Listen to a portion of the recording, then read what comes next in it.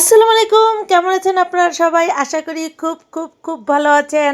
আর এই দেখেন সবাই আমাকে রেখে চলে গেছে। আর কি ওদের উদ্দেশ্য আমাকে ছাড়া খাবে। তা হবে না, তা হবে না। আমি তো দৌড় দিয়ে চলে গেলাম। আর এই দেখেন সবাই বসে আছে অর্ডার দিয়ে।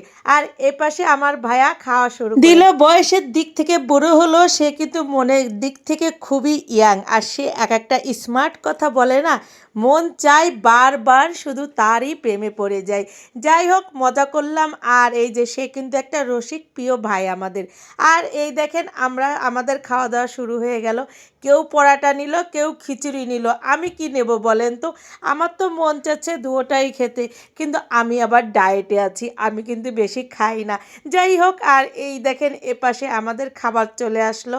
আপনারা তো জানেনই বাসায় এত খাবার, তারপরও ভাই বোন এক জায়গা হলে আমাদের তালে ঠিক থাকে। ভেবেছিলাম খিচুড়িটা মজা হবে, কিন্তু বিশ্বাস করেন খিচুড়ির থেকে পরাটাই বেশি ভাল লাগতেছে। এখন খিচুড়ি নিয়ে আমি বিপদেই পড়ে গিয়েছি।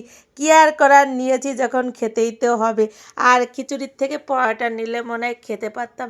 যাই হোক, এখন আর কি করার, নিয়েছি যখন এটাই গপ গপ করে খাবো। আসলে খাবারটা বড় কথা না, ভাই বোন এক জায়গা হলে যেটা খাই ওটাই মজা। আর আমরা সবসময় চেষ্টা করি ভাই বোন এক জায়গা হলে সবসময় যেটাই হোক বাইরে খাবার, সবসময় তো ঘরেই খাই বাসায় যখন থাকি। আর যখন ভাই বোন একসাথে হই বাবার বাড়িতে, তখন ঘুরি ফিরি আর যেখানে যাই ওখানে সবাই মিলে খাই। আর এই যে খাবার শেষ করে চলে আসলাম কফি খেতে।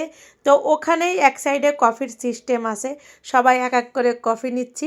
আর এটা আমরা খুব এনজয় করি ভাই বোন এক জায়গা হলে, এই ঘুরি ফিরি আর খাই।